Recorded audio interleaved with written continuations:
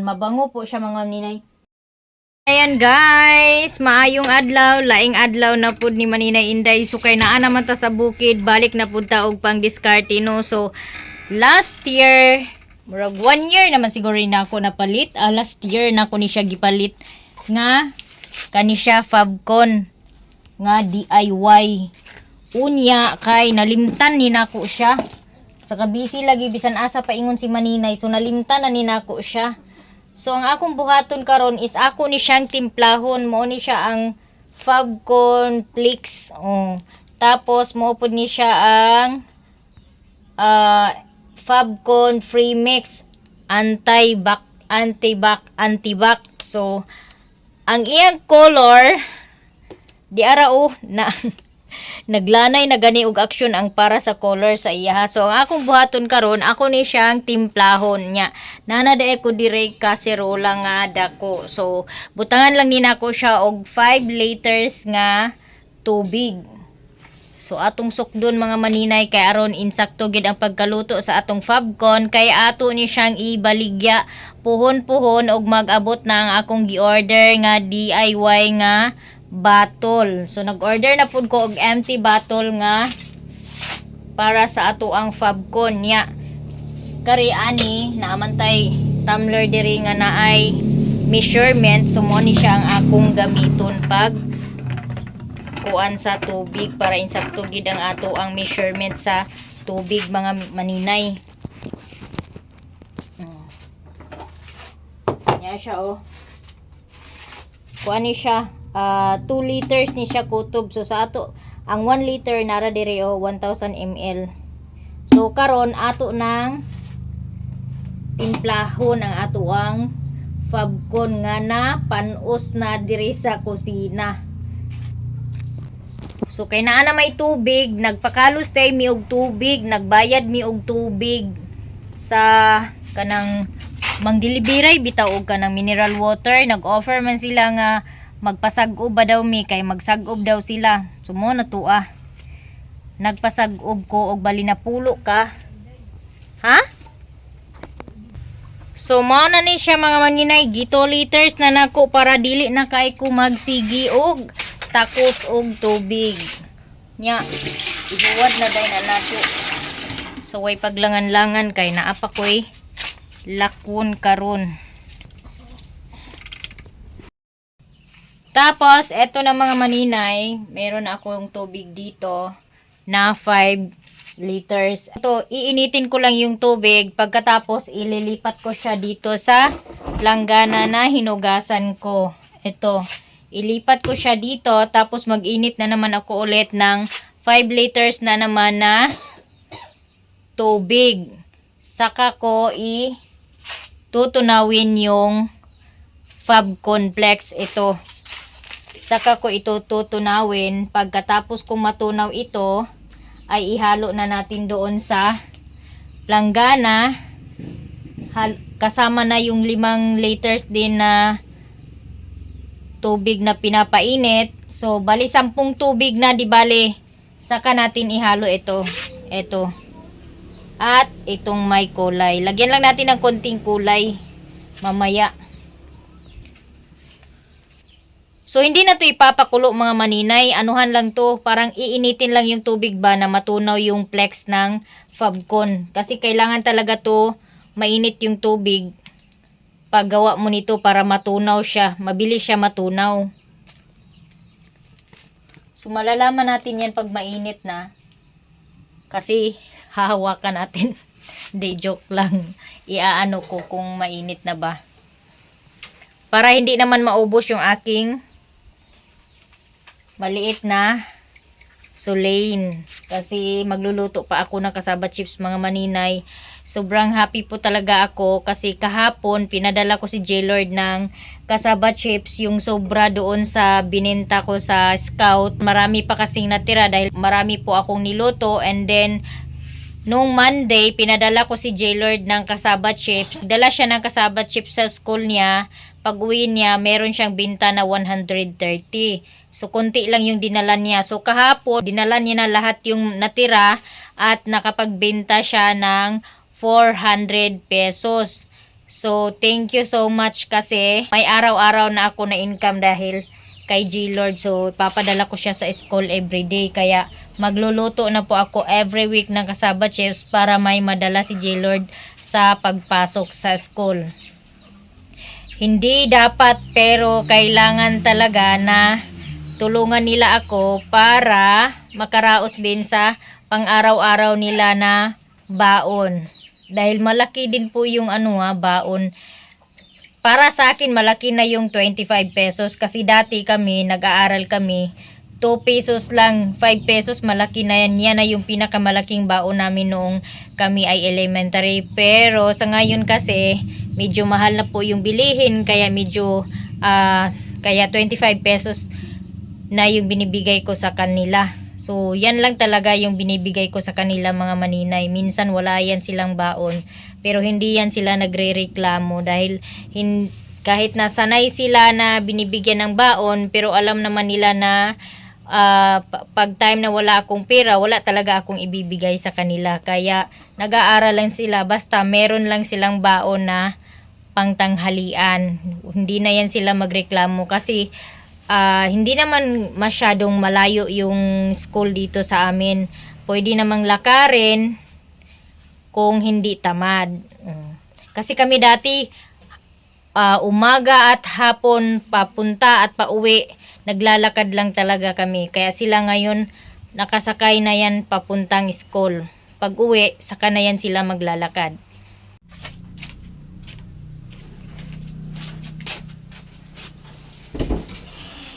So dahil mainit na po yung tubig, ay ilipat na natin dito.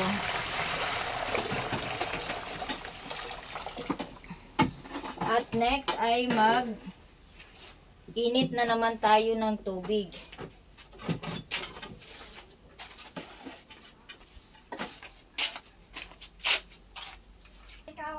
So dahil mainit po yung kasirola ay lagyan ko ng sapin. Baka maglanay pa yung, matunaw pa yung lamisa ko. Hindi makakabayad yung binta ko sa popcorn pag nasira yung table. So ayan. So eto na, mainit na naman yung aking pangalawang giinit nga tubig. Ipatayin ko muna tong gasol. So nagkuha ako ng stick para pang tunaw.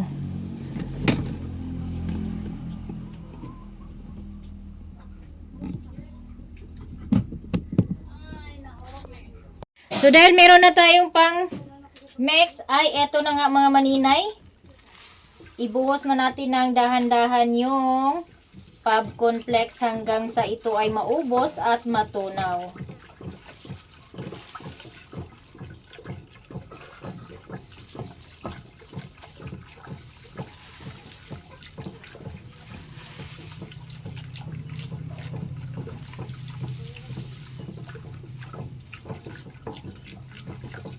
Pwede po ito sa mga mama na walang maliit na bata. Pwede po kayong maggawa ng popcorn na DIY at ibenta nyo.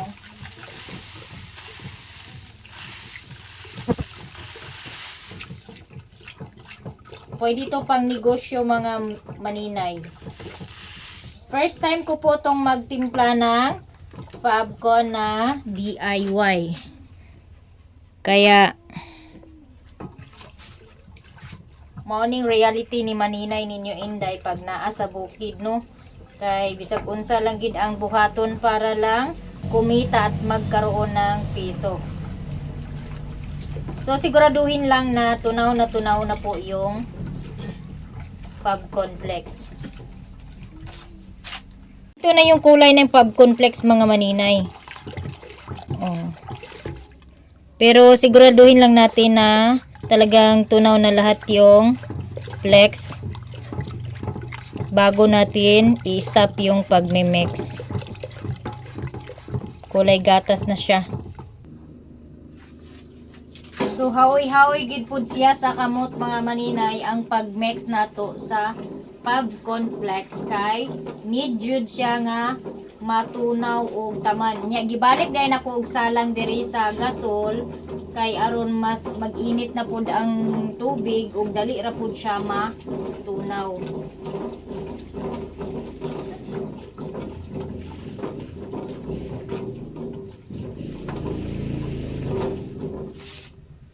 Ana gid na no. So kung gusto ta og makakwarta, agwanta gid ta. Tiyaga lang gid ang atong kinahanglan para makakwarta. Unya nag-order na pud ay ko og otro og DIY nga sabon kay mamaligya na pud ko og balik sa sabon nga DIY.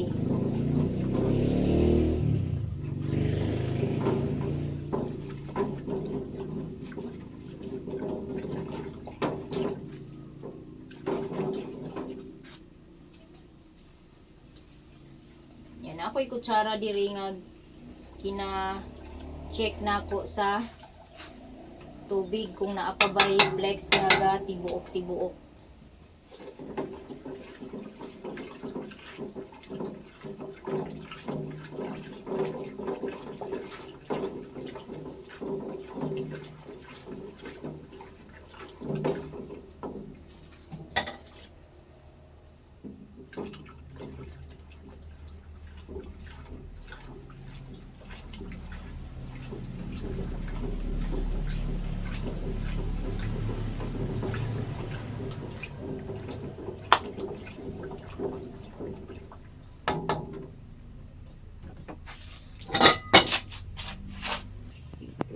So dahil natunaw na po yung popcorn flex ay ihalo ko na tong tubig na 5 liters ulit dito sa kasirola.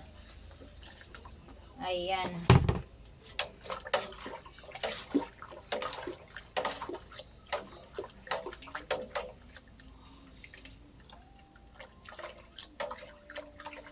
At asahan nyo talaga mga maninay na para siyang merong lanot. Asahan nyo na yan mga maninay pag kayo ay gumawa ng Fabcon dahil natural na po yan. Pagkatapos kasi nito, pag nahalo na talan yung ingredients, lahat ng ingredients ay isala natin to sa tila or manipis na streamer. Or kung wala kayong pinakamanipis na streamer ay tila po yung gamitin nyo na malinis.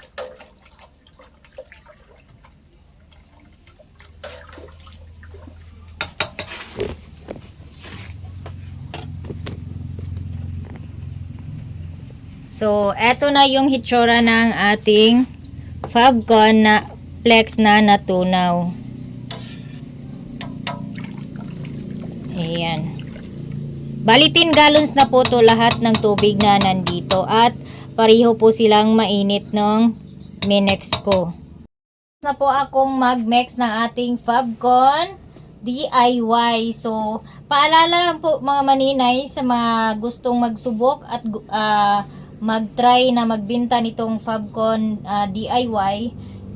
Paalala lang po sa kulay, mag-ingat po kayo kasi minsan nakakamansa po siya. Ayan nagkalat kasi sa kamay ko dahil medyo natunaw na po yung nabasa kasi yung powder ng pangkulay ko kaya nagkalat siya sa plastic. So, ito na nga po yung aking DIY na Fabcon at ito ay hayaan muna natin hanggang 1 week. So, pagdating ng 1 week, saka pa natin ito ma-refill sa bottle. So, yan po yung sa indicate sa instruction sa paggawa ng Fabcon na DIY. Kaya sundin natin para maganda yung resulta ng ating DIY Fabcon. Mabango po siya mga ninay.